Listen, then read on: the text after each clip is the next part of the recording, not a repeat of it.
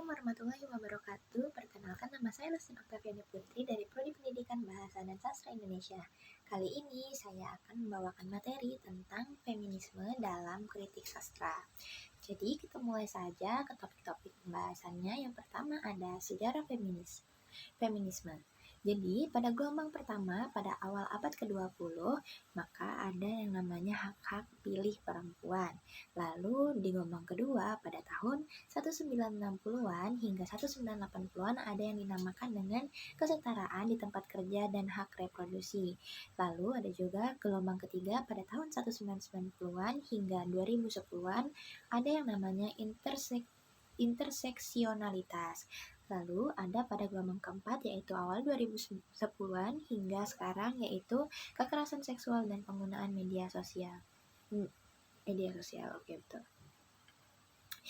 Jadi kita masuk ke bagian yang pertama yaitu pendekatan dalam pengertiannya dari kritik sastra feminisme. Jadi pendekatan ini dalam kajian sastra feminisme ini memfokuskan untuk memahami dan mengkaji pengalaman perempuan yang tercermin dalam berbagai karya sastra, terutama di dalam karya sastra novel.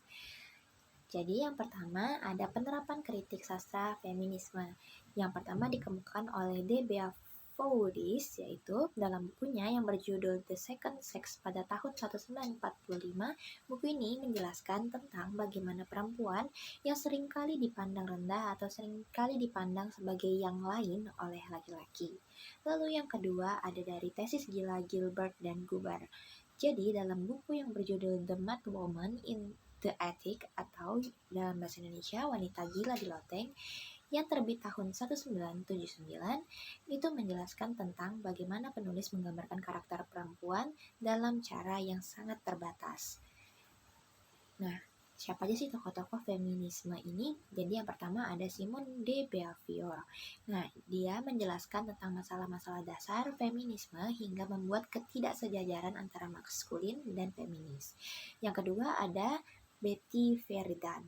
Nah, dia beranggapan bahwa perempuan tidak aktif karena memiliki budaya patriarki. Lalu ada Germinal Gare, yaitu ia memperkirakan benturan akan paham feminis dan emansipasi perempuan. Lalu kita masuk ke tokoh yang selanjutnya yaitu ada Kate Miller dan Mitchell Budd, di mana ia mengemukakan bahwa budaya patriarki di mana meletakkan perempuan di bawah kekuasaan laki-laki sehingga perempuan memiliki keterbatasan dalam beraktivitas. Lalu yang selanjutnya ada yang bernama Luce Iguieri.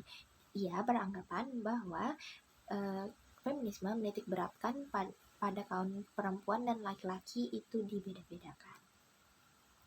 Jadi itu saja yang bisa saya bawakan. Terima kasih.